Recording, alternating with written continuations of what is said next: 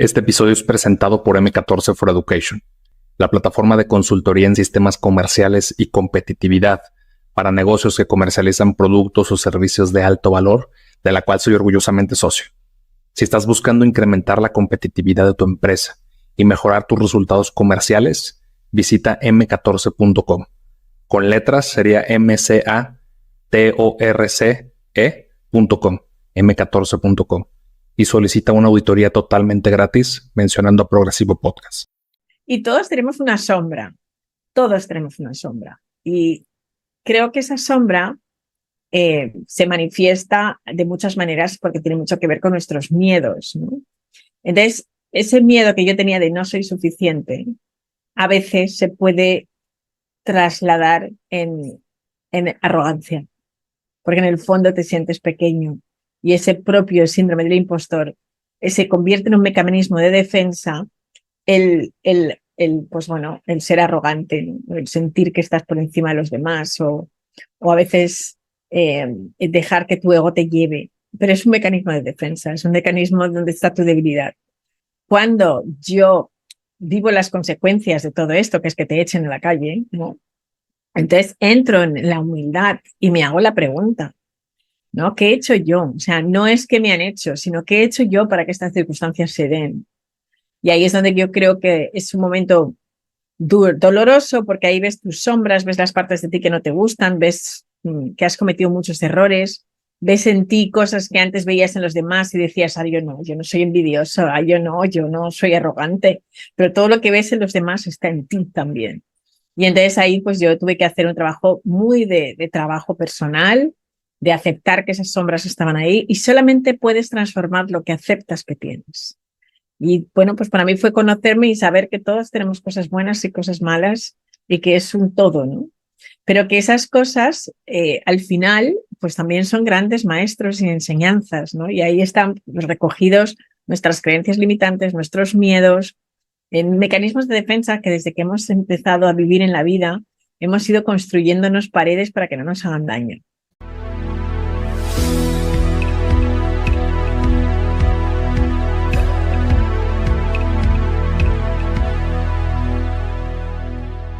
Bienvenidos a Progresivo Podcast, yo soy Alberto Larracilla y aquí entrevistaremos a personas destacadas por su mentalidad de grandeza.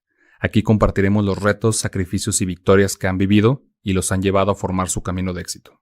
Hoy tenemos como invitada a Visila Bococo, fundadora de African Literacy Project, fundación que busca acercar la literatura a poblaciones africanas a través de bibliotecas y programas de educación.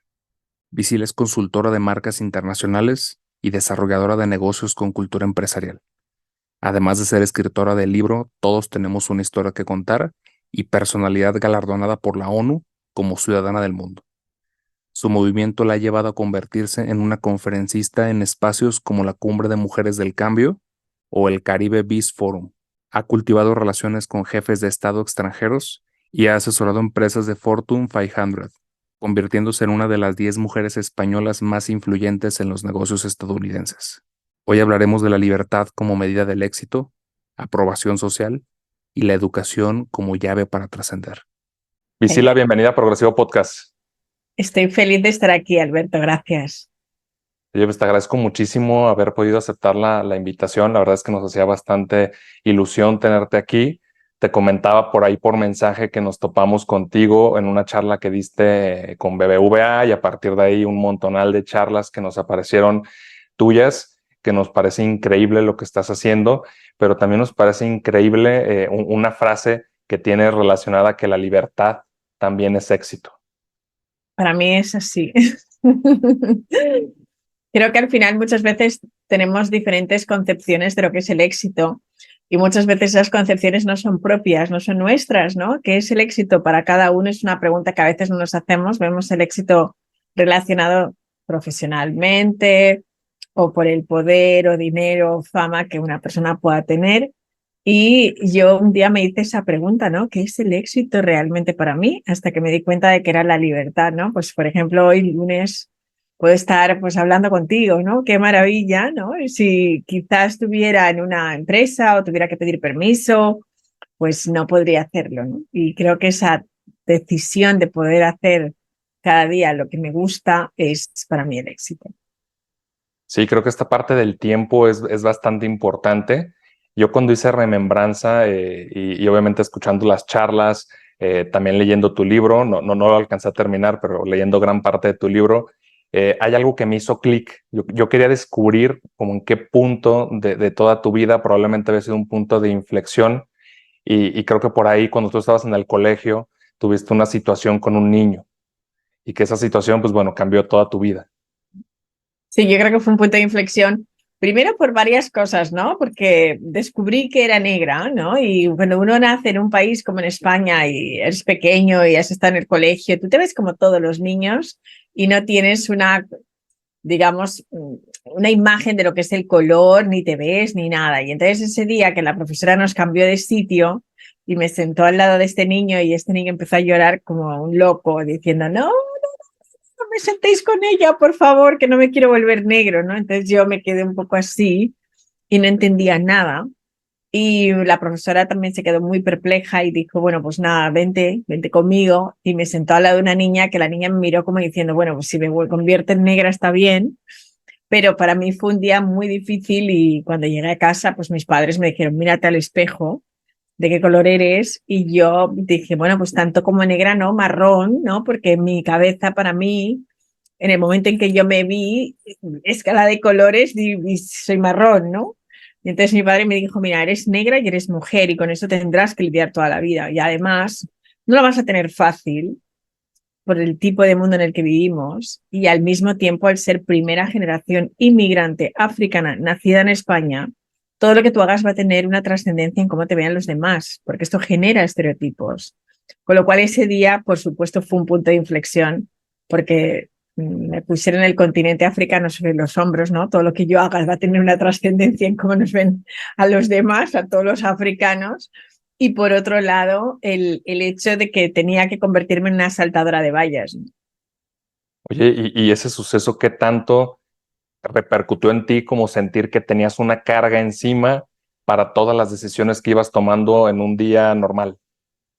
Bueno, pues yo creo que al final podemos transformar lo que supone que es una carga en al final algo que nos motive a ser nuestra mejor versión, ¿no? Porque creo que depende mucho de cómo veas las cosas. Durante mucho tiempo lo vi como una carga y que menudo fastidio, porque me toca a mí ahora mismo, ¿sabes? Ser aquí como la persona que tiene que cambiar una narrativa, ¿no? Si yo qué he hecho para merecer esto, ¿no? Entonces sí que estuve mucho tiempo viviendo en la víctima hasta que un momento pues uno tiene que decidir qué quiero ser, víctima o quiero ser creadora, ¿no? Y entonces ahí empiezas a crear una nueva narrativa y empiezas a pensar, mira, pues quizás esto es gasolina y esta gasolina es la que me va a dar que mi energía para seguir adelante, ¿no?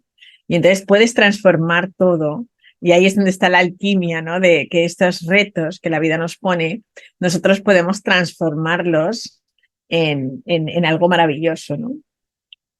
Oye, y dentro de esta transformación, tú desde muy joven tenías esta intención, el ímpetu de viajar a Nueva York. Eh, ¿Qué tuviste que transformar mentalmente? Obviamente, pues con este psique que tenías de, oye, yo tengo que comportarme de cierta manera, yo tengo que ser excepcional, porque yo tengo también algo que demostrar para mí y para mi familia. ¿Qué tanto tuviste que transformarte mentalmente e ideológicamente para lograr tu sueño de vivir en Nueva York? Pues mira, sobre todo creer en los sueños, ¿no? Porque en cierto modo cuando naces con muchísimas trabas, ¿no? Supuestas y todo es muy complicado, pues puedes sentir que tu vida es un desastre, ¿no? Porque yo durante mucho tiempo pensé, pero ¿por qué todo es tan difícil? Y cuanto más piensas eso, más difícil es. Entonces, mi infancia, pues no fue una infancia agradable y sentí que todo el mundo estaba en contra mío. Y creo que este libro que yo leí, que se llama Tus zonas mágicas, de Wayne Dyer, que habla un poco de cambiar nuestra realidad a través de cambiar nuestra manera de pensar. Entonces mi transformación empezó porque empecé a pensar en positivo, empecé a imaginarme que podía realmente lograr mis sueños, que en lugar de pensar, ay, no me van a ocurrir, y si se cumplen? ¿Y si se cumplen qué? Entonces ese y si qué cambió todo, ¿no? Porque dije, ¿y si me veo un día en los taxis amarillos en Nueva York? ¿Y si me veo un día viviendo y trabajando en esa ciudad que yo he visto tantas veces en las películas y que he soñado? Entonces eso empezó a pensar, pero lo que tuve que transformar desde luego fue mi manera de pensar, ¿no? De una manera muy negativa a una manera muy positiva, sintiéndome Antonita la Fantástica, ¿no? Pero al final no pasa nada porque eso que todo el mundo me decía, Visila, pero qué fantasiosa eres. Desde luego tú te crees que lo vas a conseguir. Empezó a dejar de importarme todo lo que los demás decían porque yo estaba en mi propia historia, estaba en mi sueño y estaba comprometida con mi sueño. Y este compromiso pues te hizo llegar a un trabajo que te gustó, primero en Valencia, después pediste tu cambio, pero tuviste una figura en un elevador que te cambió y Sí. obviamente que tú aprovechaste la oportunidad. Yo creo que las oportunidades están ahí. Yo creo que yo también era una persona que vivía como víctima de las circunstancias, de todo me pasa a mí, yo soy el que no tiene suerte y en el país en el que naces o las condiciones obviamente sociales también en las que naces, económicas, y después empecé a ver oportunidades. Tuviste una oportunidad ahí que eventualmente te hizo pues, vivir tu sueño.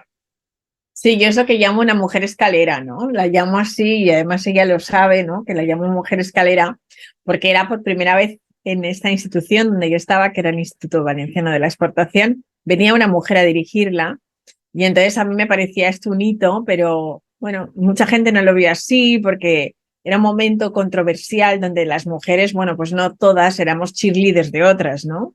Sino que había un poco como la mujer que llega es como una amenaza, ¿no? Porque el ser humano está diseñado para que todo lo que no es realmente familiar lo rechacemos. Entonces, claro, esa figura de una mujer directora general, mucha gente no la entendía, pero yo lo vi desde un primer momento como una referencia y me la encontré en el ascensor y le dije exactamente, oye, ¿tú qué has hecho para ser directora? Porque un día a mí me encantaría.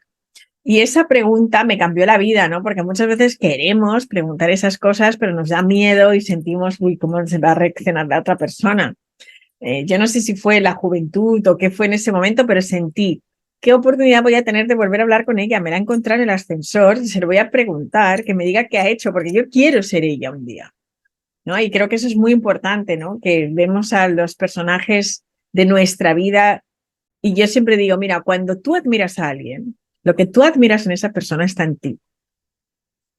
Y tu trabajo es descubrirlo y transformarte en esa persona. Hoy somos grandes amigas, pero yo me vi y admiraba la persona que ella era y un día me convertí en ella. Entonces creo que es muy importante que la admiración que tenemos por otras personas es una brújula y por eso pregúntale a esa persona, ¿qué has hecho? Por eso la figura del mentor es tan importante. Y esta parte que mencionas, de hecho, tiene que ver con las historias, ¿no? Que es parte importante de tu libro, que es parte importante también de las narrativas, de las conferencias que tú tienes. Me gustaría preguntarte, cuando tú consigues este trabajo, pues tú te convertiste en tu puesto y obviamente pues, tu ego giraba en torno a ello. ¿Tú qué experiencias viviste y cómo era tu día a día cuando conseguiste este gran puesto, que obviamente pues en tema de relaciones internacionales y negocios pues es bastante importante en Nueva York? ¿Cómo era tu día y qué cosas aprendiste de qué no tenías que hacer al ser líder?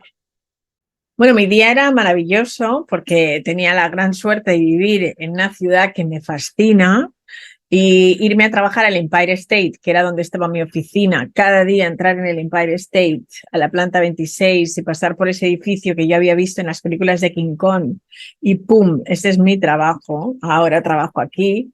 Pues era maravilloso. Empezaba el día muy temprano, siempre empezaba el día muy temprano, ¿no? A las 7:30, 8. Y yo estaba en la oficina siempre antes que todo el mundo y trataba de irme la última de la oficina.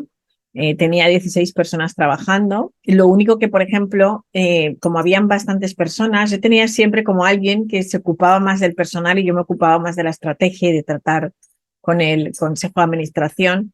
Y no siempre estaba realmente escuchando a la gente. O sea, mi estilo de liderazgo no es el que ahora propugno y el que defiendo, ¿no? Porque en ese momento era como, uff, esto no me gusta, pues que lo haga otro, ¿sabes? Entonces, no estaba en los problemas del día a día y no escuchaba todo lo que el equipo tenía que decir.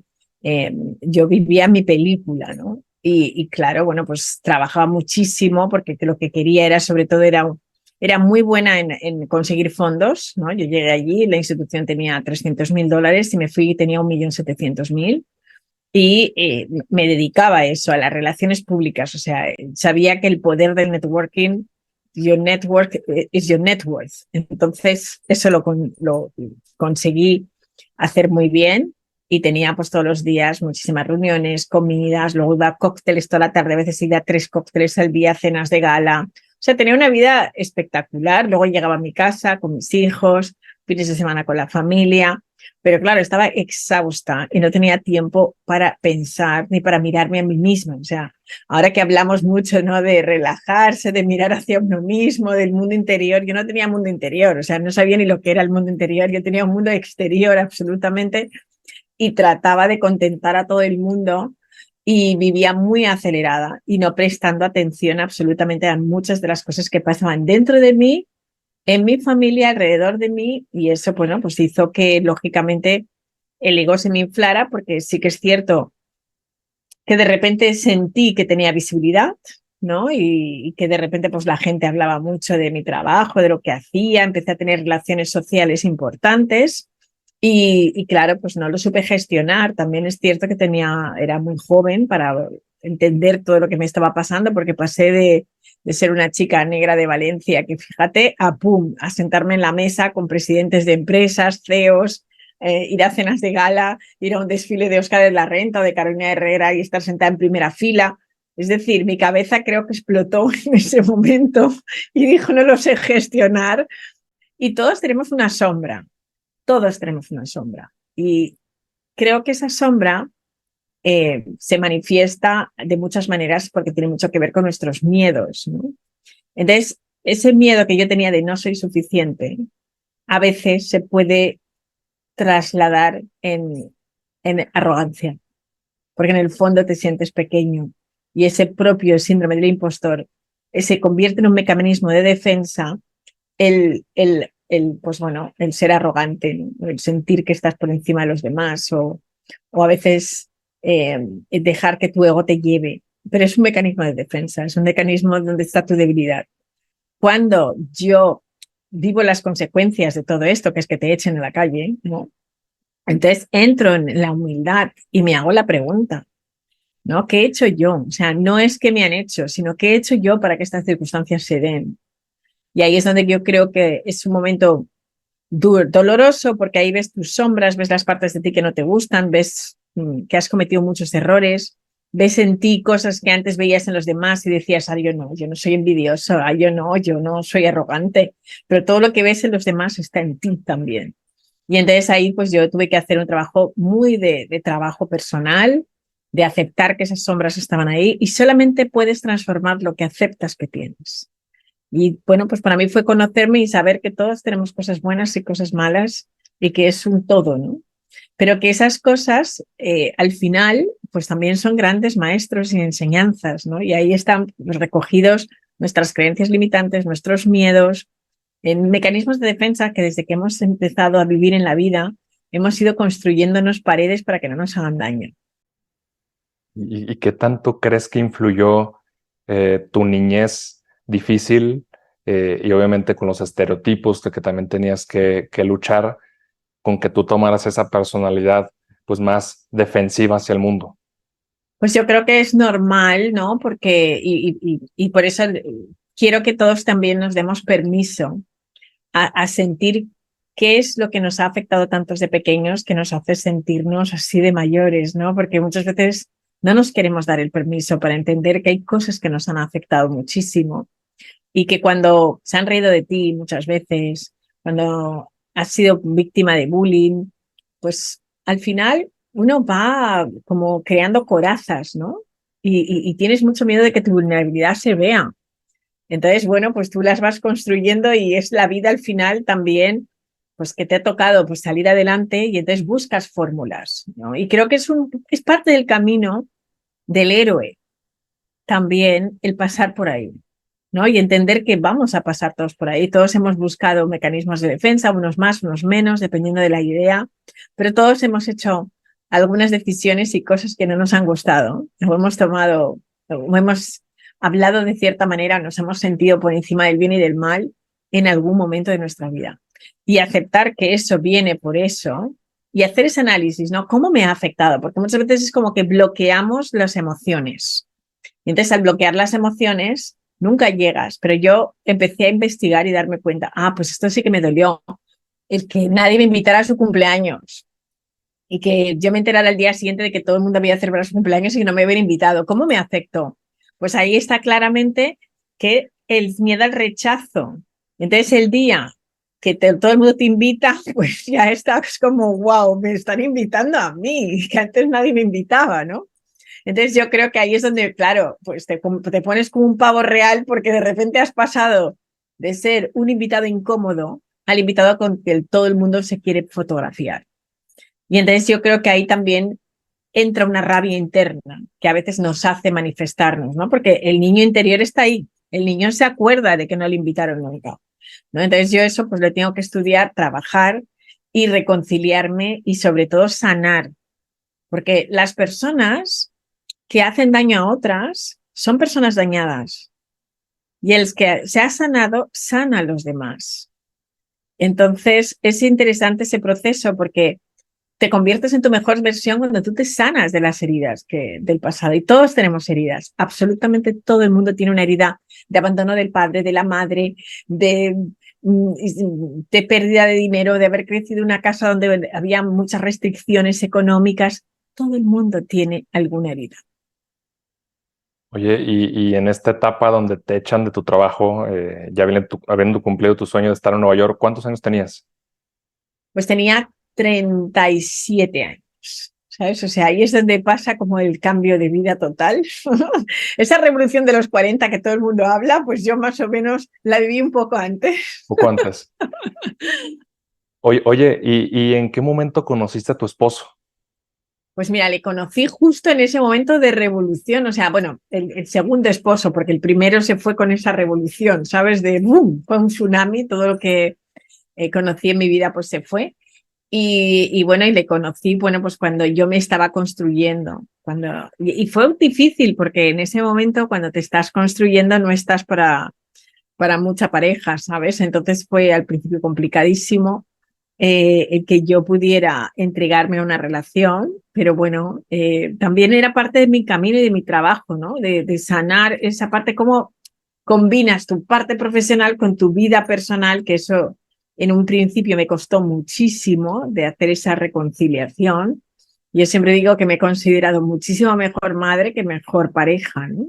Porque yo, por ejemplo, soy madre desde que nací, porque tengo hermanos pequeños, entonces para mí el ser cuidadora y me encantan los niños, entonces era algo súper natural, es decir, yo cuando mis hijos nacieron me centré en ser su madre, en darles todo lo mejor, y entonces, claro, me olvidé de otras partes de mi vida, ¿no? No sabía muy bien cómo reconciliar todo.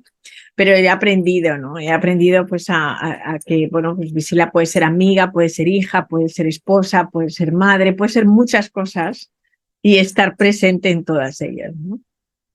Oye, y esta gran crisis de identidad que está conectada, ¿no? Al tema laboral, ¿qué tanto afecta tus relaciones personales? ¿Qué tanto afecta a tu familia? Porque yo he oído hablar de muchos CEOs o personas de figuras públicas que cuando tuvieron estos puntos de inflexión de trabajo o que se apropiaron de su trabajo, pues realmente recalaban muchos con la familia, perdieron relaciones, muchos se encerraron del mundo, muchos tuvieron que viajar fuera y como reconectar con ellos. ¿Para ti tuvo alguna afectación realmente o tú tenías muy bien delimitado lo que era la casa y lo que era el trabajo? Bueno, yo creo que para mí la familia siempre ha sido family first, ¿no? Y aunque es un lema que no he aplicado en todos los momentos de mi vida, admito que no siempre, pero sí que el sistema familiar, lo que son mis padres y mis hermanos, ha estado siempre muy presente.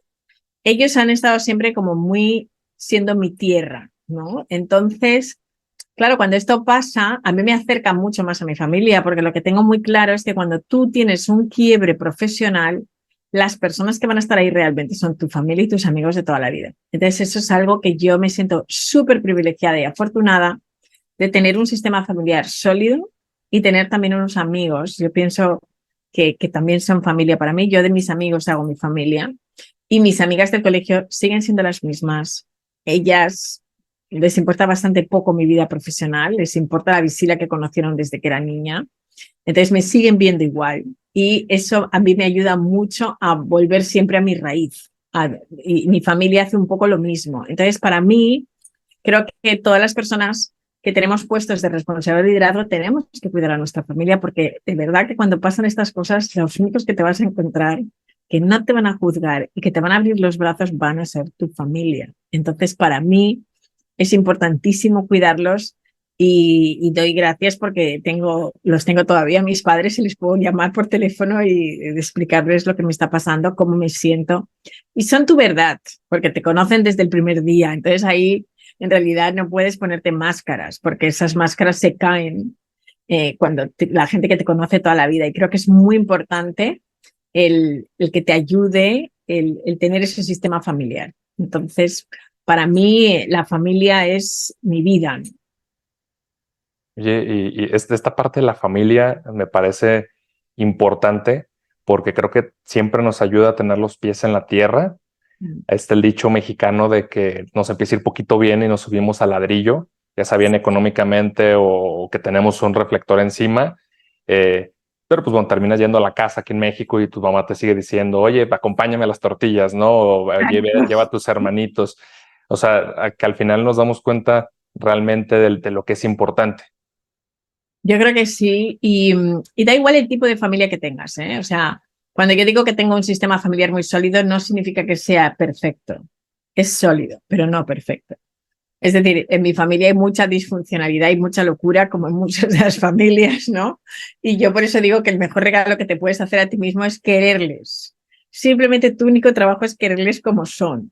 Porque si te planteas demasiadas cosas, al final se hace todo muy complicado, ¿no? Y entonces yo lo que aprendí también del sistema familiar es que lo aceptas como es el sistema donde has nacido, ¿qué hay más? Que te gustaría tener unos padres más cariñosos, más atentos, con más dinero, que te dejaran más libertad, perfecto, pero no es el caso. Entonces, la realidad es que tienes que querer a tus padres tal y como son, a tus hermanos tal y como son, sin juzgarles, sin más.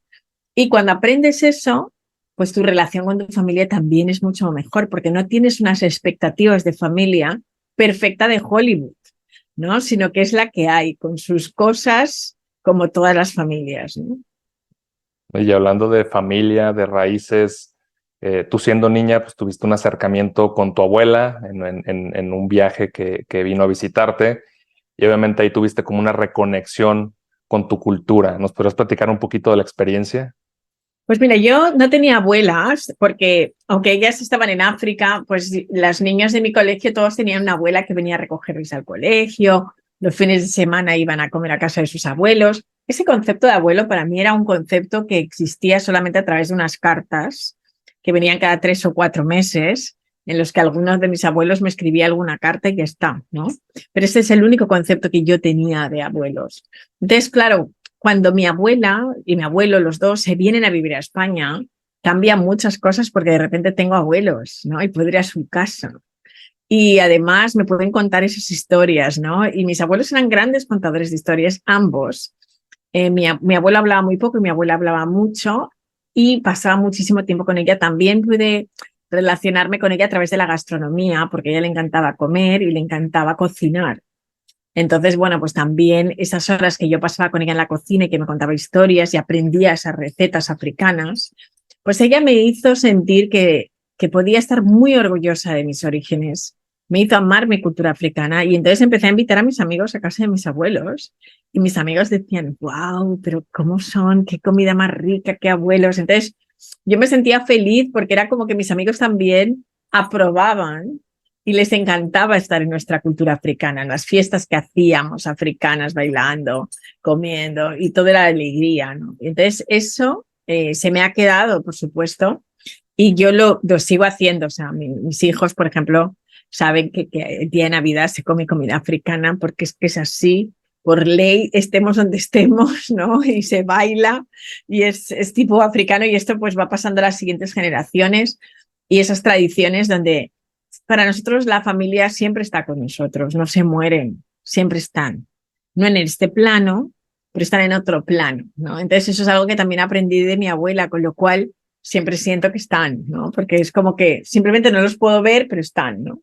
Entonces, para nosotros el sistema familiar nosotros tenemos una cultura animista, aunque nos hayamos criado en una religión católica, ¿no? Por la influencia española, pues sentimos que el espíritu de la familia están con nosotros, viven con nosotros, ¿no? Y todo tiene espíritu. El mar tiene espíritu, la montaña tiene espíritu, todo tiene espíritu, ¿no? Y eso lo aprendí de mis abuelos. Cuando hablas de que tienen espíritu, es como tú cómo percibes tu entorno o exactamente cómo lo perciben. Pues perciben que todo tiene un alma, ¿no? Por ejemplo, en un árbol habita un alma, un espíritu. Entonces, por ejemplo, tú no puedes coger cualquier... O sea, mi abuela siempre decía, antes de meteros en el mar, pedirle permiso al mar, ¿no? Para ellos no es un mar, hay un espíritu que tiene el mar, ¿sabes? O sea, tú no te metes en la casa de una persona sin preguntarle, oye, ¿me invitas? ¿No? Pues entonces ella sentía lo mismo.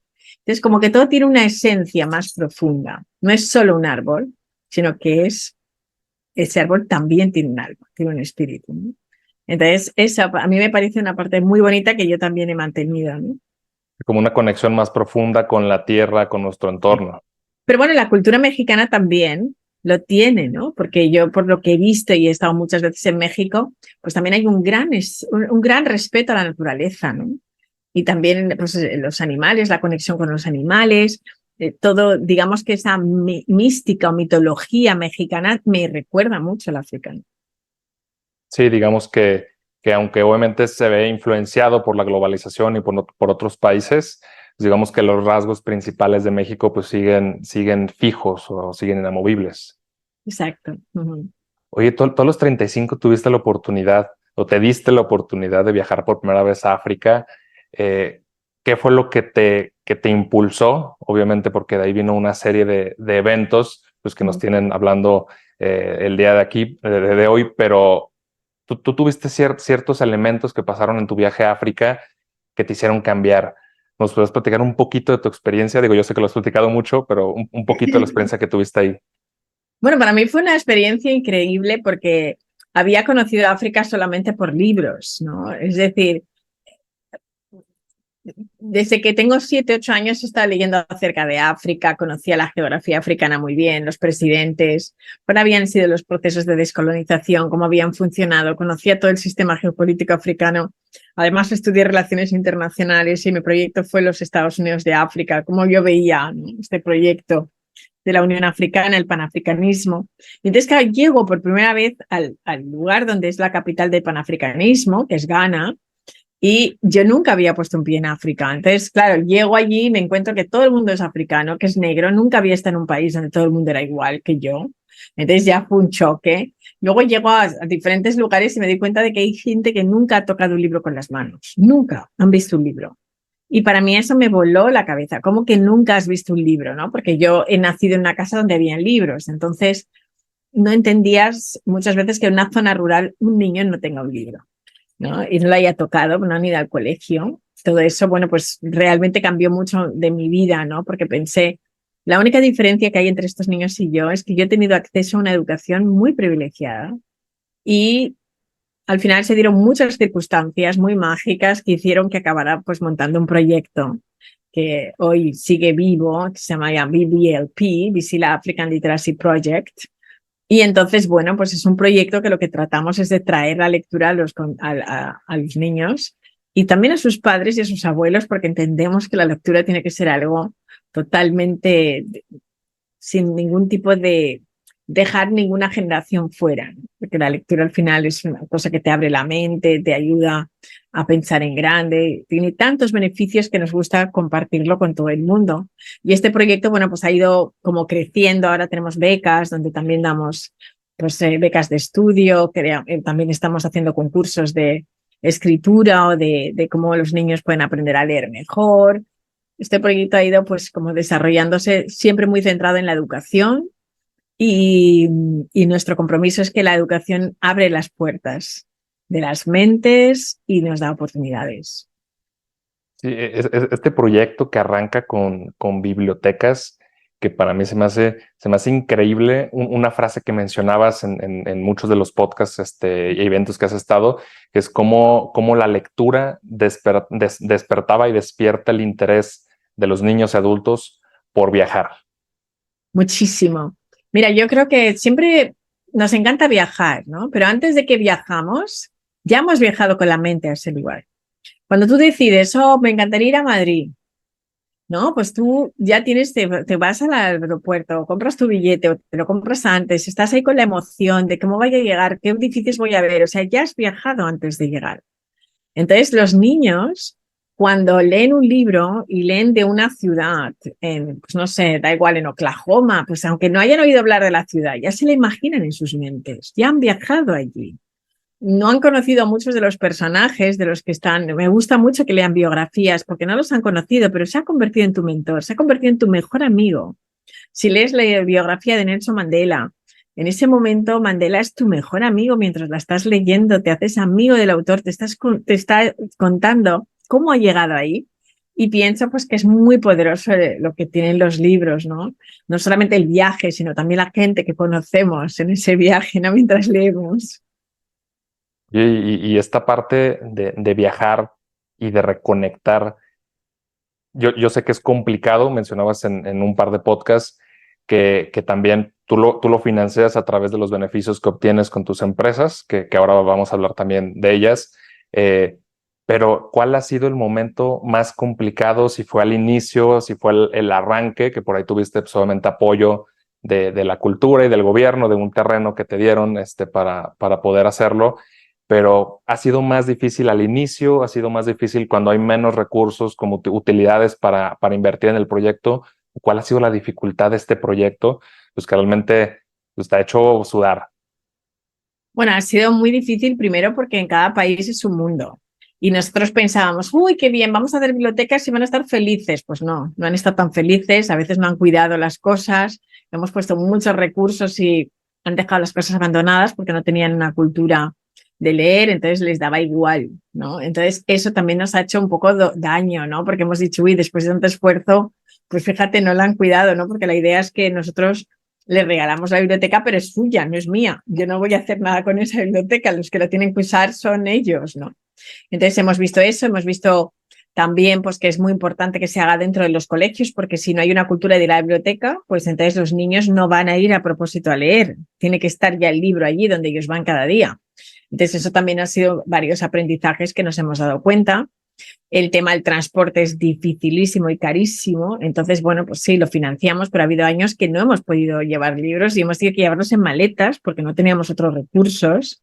Y entonces, pues un grupo de voluntarios, por ejemplo, la Biblioteca de Zimbabue se hizo así, la Biblioteca de Uganda se hizo así, luego hemos tenido alguna ayuda, pero muy pocas, ¿no? Porque no siempre los gobiernos nos dejan hacer, pero no se involucran demasiado, ¿no? Y entonces nos han dado algunas ayudas, pues por ejemplo, en Zimbabue el gobierno lo que hizo es, vale, vosotros traéis los libros al país, pero luego nosotros nos vamos a transportar hasta Chiramanzu, que son 4 horas en coche, y entonces, bueno, pues por lo menos esas ayudas han llegado, pero hay sitios donde no hemos tenido ningún tipo de ayuda y hemos tenido que llevarlo todo como hemos podido y hacer las cosas muy poco a poco, pero en todo caso siempre ha sido impresionante.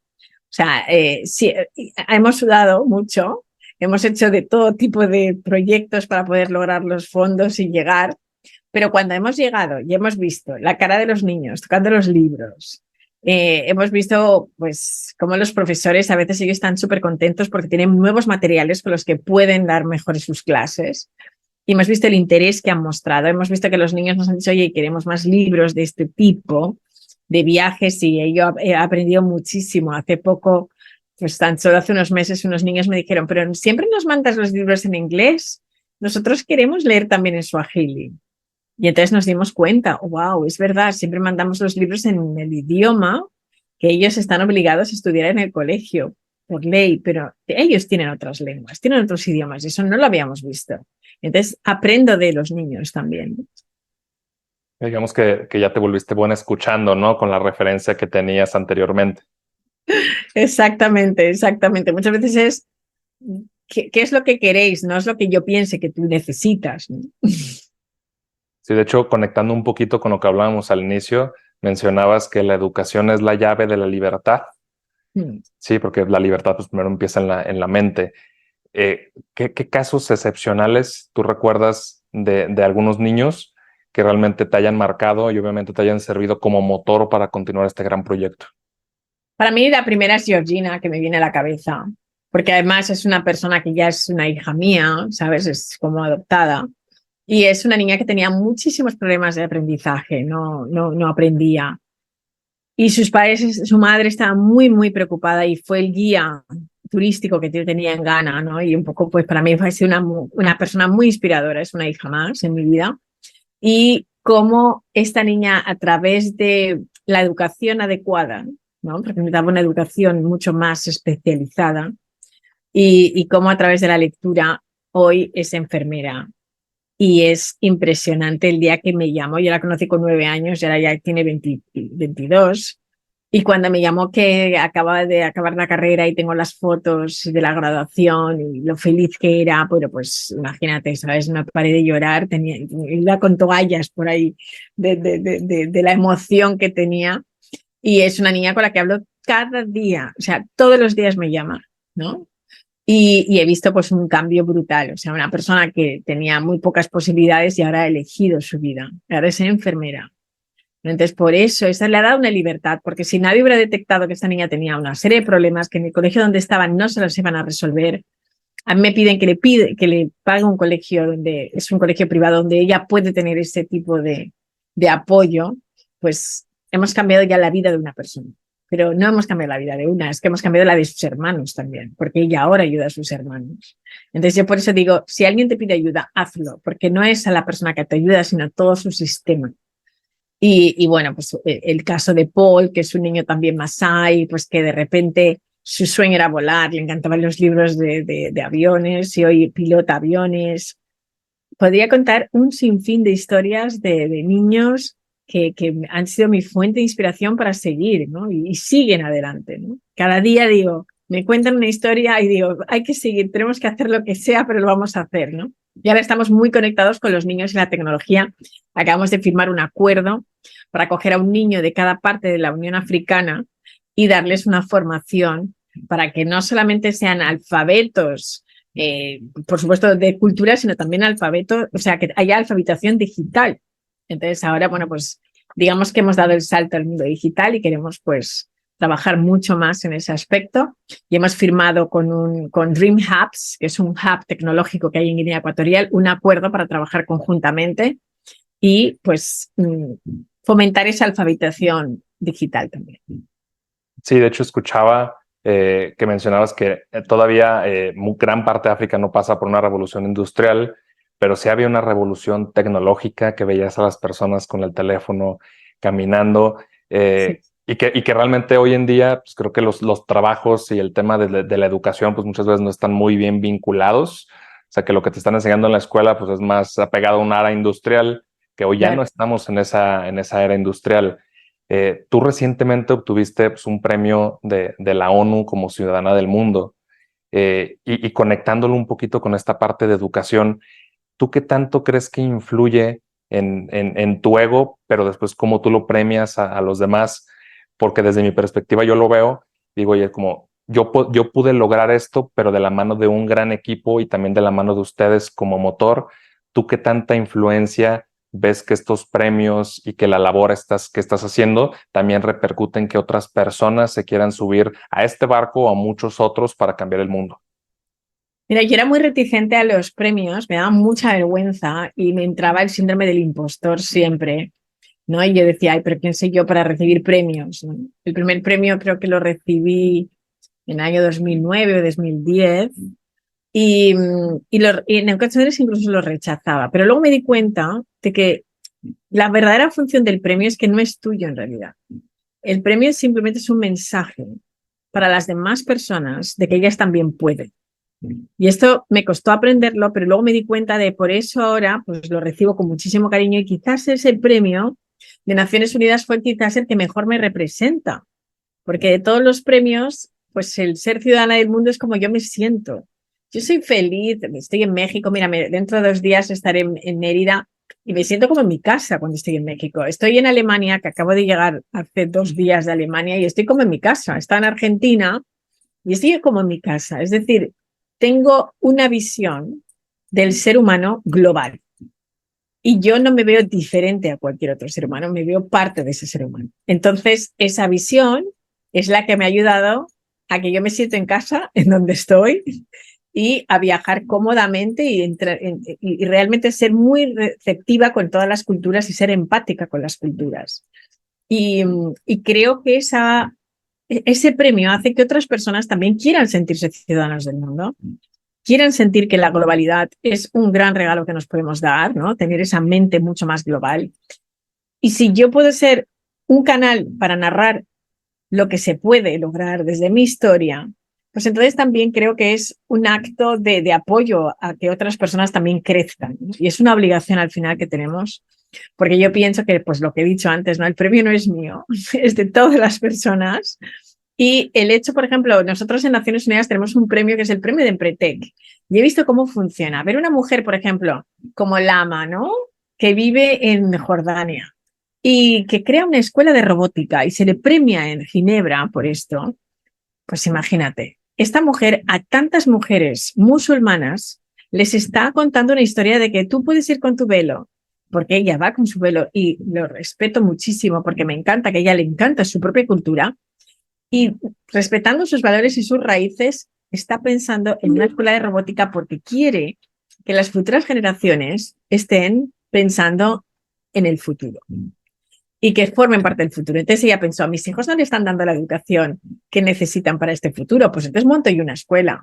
Pues esa mujer, esa historia a mí me llegó y como ella, la historia de muchas mujeres. Esos premios ayudan a contar estas historias, a que estas historias se visibilicen y crean referentes, ¿no? Por eso creo que detrás de esos premios, más que el ego, que por supuesto te puedes ir a casa feliz y celebrarlo totalmente, y hay que celebrar los premios, también está que ese premio es solamente un mensaje para mucha gente.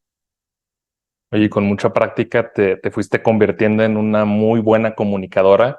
Creo que gran parte del éxito tiene que ver con tener un buen mensaje, sí, pero saberlo comunicar. Y tú no eras muy buena dando conferencias. Tuviste una primera conferencia Era un que la horror. denominas desastrosa. Era un horror. Y además lo pasaba muy mal porque, claro, me comparaba con todos los demás, ¿no? Entonces me iba a casa pues como un pollo mojado, porque si más encima yo era consciente de que no había transmitido bien y luego me comparaba, pues me sentía mucho peor.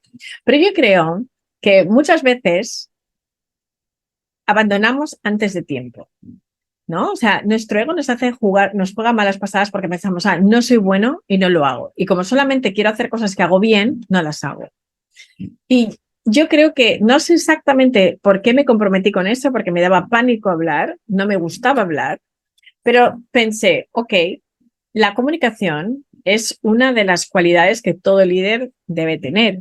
Si quieres liderar tus empresas, si quieres liderar tus equipos, es súper importante comunicarlo bien y que el mensaje llegue a las personas con las que trabajas. Por eso esa apuesta por la comunicación, esa inversión en ser mejor comunicadora, pues la he hecho y me he gastado dinerales en cursos, de hecho hace 2 semanas he hecho otro curso de hablar en público, ¿no? Y fíjate que me gano la vida con esto, pero creo que es bueno ejercitar el músculo de la comunicación y pues realmente sentirte que siempre estás aprendiendo, cada día puedes aprender y creo que sería interesantísimo que los colegios también nos enseñaran a comunicar, porque nos enseñan a estudiar, a memorizar, pero no a comunicar lo que hemos aprendido, ¿no? Y esto creo que sería súper bueno para todos. Y si yo he podido, todo el mundo puede, porque te aseguro que si vieras, o sea, creo que no hay ninguna imagen que refleje, pero sí que hay testigos que pueden dar fe de lo mal que lo hice en esos momentos, ¿no? Sí, creo que a veces cuando lo hacemos mal, creo que tenemos estas dos vías, ¿no? Que mencionas tú, es una abandonar y otra realmente comprometerte y convertirlo en una fortaleza grandísima que yo estaba, yo creo que igual o peor que tú, porque yo ni siquiera en un escenario, sino yo en el día a día, yo no podía llegar y saludar a alguien por la pena, la vergüenza, la sensación de sentirte menos que los demás. Y pues solamente lo tuve que trabajar. Y pues bueno, aquí estamos hablando, creo que medianamente bien. Estamos hablando de una manera súper sencilla, como si estuviéramos en un café, y eso es realmente la comunicación, ¿no? Una comunicación cercana, que dejar que fluya, ¿no? Porque la comunicación debe fluir. Oye, Visila, tengo una pregunta de una muy buena amiga tuya que Sí. nos dejó por ahí Marta Iglesias. Ah, sí. Sí, por ahí nos dejó una pregunta que nos pareció, digo, nos dejó dos, pero creo que una es la más interesante. Sí. ¿Cómo conociste a Alejandra Vallejo? Ah, pues mira, qué buena pregunta. Pues mira, nos conocimos a través de una amiga mía que es maravillosa, que es una gran empresaria, una mujer muy, bueno, que además pues crea unos premios de arte todos los años, es la persona que ha creado un proyecto de mecenazgo del arte. Y ella es una amiga mía que conocí en Nueva York y un día me dijo, oye, cuando vengas a Madrid te tengo que presentar a dos mujeres maravillosas. Y estas dos mujeres maravillosas eran Alejandra Vallejo Nájera y Laura Rojas Marcos. Laura Rojas Marcos, yo había coincidido con ella en Nueva York porque ella, su padre es el doctor Rojas Marcos, que es una eminencia en el mundo de la psicología y ella también. Y entonces en esa cena hubo clic. Y entonces pues Alejandra y yo ya nos hicimos muy amigas y seguimos siendo muy, muy amigas y hemos hecho pues proyectos muy bonitos como El Camino Interior, que es un programa de televisión que hemos hecho cada una etapa del Camino de Santiago, contando un poco nuestras experiencias. Y bueno, y seguimos haciendo cosas, así que así la conocí. Este es un punto importante, el seguir, o sea, no solo es cuando inicias el conectar con grandes personas, sino realmente para seguir creciendo tú en el interior, pues tienes que seguir relacionando con personas que mínimo compartan estos valores de crecimiento y de regresar al mundo, que es algo que yo veo bastante, y obviamente que me ha dado la tarea un poquito de checar en tu círculo, y siguen Sí. siendo personas que buscan cambiar el mundo. Yo creo que al final, por eso digo que es muy importante que ver qué personas tienes a tu alrededor, porque tú eres un reflejo o vas a ser un reflejo de esas personas. Y a mí me encanta rodearme de personas con las que puedo aprender. Hay que cuidar las relaciones, porque todo el mundo tenemos una oportunidad de conocer a una persona, pero hay gente que no mima esas relaciones. Pues fíjate, yo siempre que voy a Madrid, pues intento ver a mis amistades, unas veces unos, unas veces otros.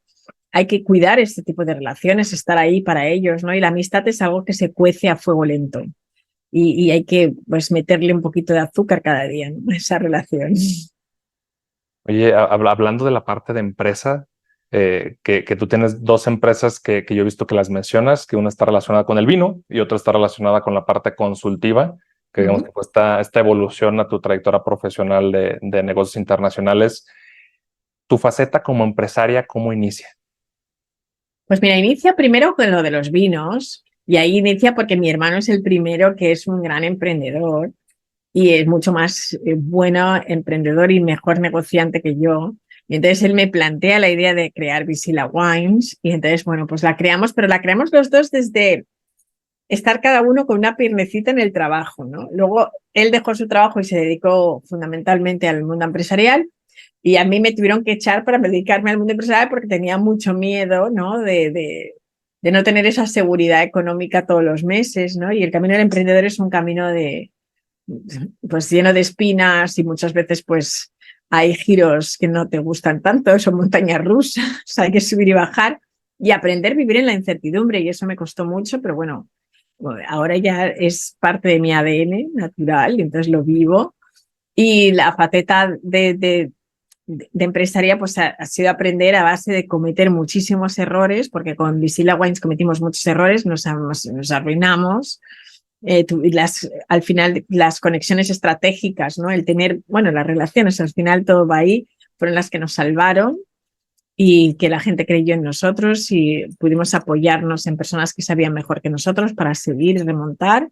Y luego, pues la consultora pues también ha pasado por diferentes caminos, ¿no? Al principio todo fenomenal, luego volvimos y no supimos crecer o ver cómo iba el mundo y entonces tuvimos que cambiar un giro. Y bueno, pues al final hemos aprendido a diversificar, a hacer las cosas de una manera distinta, a ser muy disruptores y que no nos dé miedo a ser distintos y diferentes, ¿no? Eso también creo que es una cosa que me ha ayudado mucho el mundo empresarial a entender, a buscar nuestra propia singularidad. Sí, yo estaba viendo a profundidad lo que haces con BBS, la consultora, y cómo va avanzando hacia esta parte de entender a las personas, entender fusiones empresariales, entender estos temas culturales que regularmente no importa qué tan bueno tengas tu gobierno corporativo, tu estrategia de ventas, tu infraestructura de operaciones. Si la cultura no conecta, la cultura realmente se convierte en el cuello de botella de las organizaciones y creo que al final pues todo hace match, ¿no? Todo el trabajo que estás haciendo tú y toda tu gente pues termina repercutiendo después en cambiar también el lado empresarial de grandes corporativos y realmente acercarles pues esta filosofía cultural y esta filosofía de cambiar el mundo. Sí, yo creo que estamos en el liderazgo humanista y nos hemos convertido más, pues, ser un poco los precursores de promover ese movimiento, ¿no? Donde las personas cuentan. No se cuenta con ellas solo, sino que ellas cuentan, ¿no? Y eso creo que es muy importante, poner el centro en las personas, entender la diversidad como un superpoder, como una riqueza para la cultura empresarial, basada siempre en la confianza, en la colaboración y en la empatía. Y luego, bueno, pues también entender diferentes estilos de liderazgo que son los que ahora mismo en un mundo tan incierto nos van a apoyar. Y creo que eso, pues la verdad es que es súper bonito, ¿no? Lo que estamos haciendo y también incluso me atrevería a decir que un poco cómo llevar la espiritualidad a los negocios, ¿no? ¿Sabes? Cómo vivirlo desde ahí, ¿no? Porque al final las empresas son un reflejo de la sociedad y si queremos mejores personas y mejor mundo, necesitamos mejores empresas. Sí, creo que desde ahí viene un cambio. Creo que puedes juzgar muy bien la cultura de un país cuando ves cuál es la cultura laboral que ese país tiene y obviamente se vive desde las personas. Sí, entonces creo que es un punto genial. Visila, ya estamos llegando al final de la charla y me gustaría preguntarte en toda esta trayectoria, no solo profesional, sino realmente de vida, que desde mi punto de vista es maravillosa. ¿Qué hecho ha sido el más importante para ti o qué lección que realmente es la que te ha cambiado o que sientes que te ha cambiado más profundamente y que te ha llevado a convertirte en la persona que eres hoy? Pues hombre, yo creo que un hecho importantísimo ha sido el despido de mi trabajo y el divorcio, ¿no? El sentir que cuando la vida te quita todo lo que en ese momento conoces y quién eres, pues te hace cambiar, ¿no? En muchos de los aspectos. Creo que ha sido como un antes y un después. Por lo menos para mí es un momento muy, muy importante, el 2012, ¿no? Porque es donde yo dejo un personaje que yo había creado y entonces empieza a salir la persona de verdad, ¿no?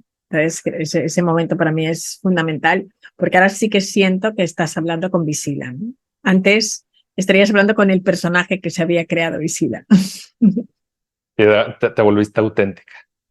Yo creo que sí, aceptando pues todo, ¿no? Lo bueno y lo malo de uno mismo, hay que aceptarlo y saber que cada uno puede ser su mejor versión, ¿no? Y que está bien. Y aceptar cada parte de ti. Y ahora, bueno, pues me río mucho más de mí porque ya me he quitado el síndrome del perfeccionismo, tratar de ser perfecta. Y ahora pues me siento muy cómoda no siendo perfecta. Visila, te agradezco muchísimo el tiempo, la charla. Yo sé que eres una mujer muy ocupada y estás viajando por todo el mundo. Qué bueno que vienes a Mérida en las próximas semanas. ¿Cómo pueden encontrarte las personas que aún no te conocen en redes sociales, tu sitio web, para que puedan ver realmente lo que estás haciendo y los que se quieran sumar también a los movimientos? Bueno, pues todo es muy fácil porque todo es Visila Bococo y entonces siempre que pones Visila Bococo aparece lo mismo. En Instagram aparece así, en Twitter aparece así, en LinkedIn, en Facebook. Y contestamos absolutamente a todo y contesto personalmente. Así que, bueno, pues no tendréis miedo de escribirme porque contesto. También tenemos la página web que es visilabococo.com y también ahí me podéis escribir. Y bueno, pues cualquier persona que quiera aprender más. Y también tenemos BBES, también tenemos mentorías. Si alguien está interesado en conocer más acerca de las mentorías que hacemos. Y también trabajamos mucho el tema de la prosperidad y la abundancia, ¿no? Cómo ser prósperos, que nuestras empresas sean prósperas y nosotros también. Y todo eso, bueno, pues lo podéis encontrar a través del mismo link y ya os vamos dirigiendo a los demás y el equipo también. Ya está, pues los dejamos igual aquí en la pantalla para que los puedan ver. Pues Visila, de nuevo te agradezco muchísimo el tiempo y pues recuerden que pues, todo avance y es progreso. Muchas gracias. Muchísimas gracias, Alberto. Ha sido un placer y la verdad es que no me puedo creer que no fueras bueno comunicando, porque es de las mejores entrevistas y te lo digo de corazón, que lo has hecho tan bien. Gracias. Y que, bueno, eres un fenómeno, un genio. O sea que de verdad, gracias, porque se nota que si en algún momento te daba miedo comunicar, ahora eres un entrevistador, un podcaster de lujo. Oye, muchísimas gracias. Tiene un valor muy especial para mí, pues obviamente viniendo de ti. Te agradezco y pues nos vemos la próxima semana. Muchas gracias. Muy bien, Gracias. chao. Muchas gracias por escucharnos hoy. Si disfrutaste esta charla, compártela y síguenos en redes como @progresivopodcast. Nos vemos en el próximo episodio.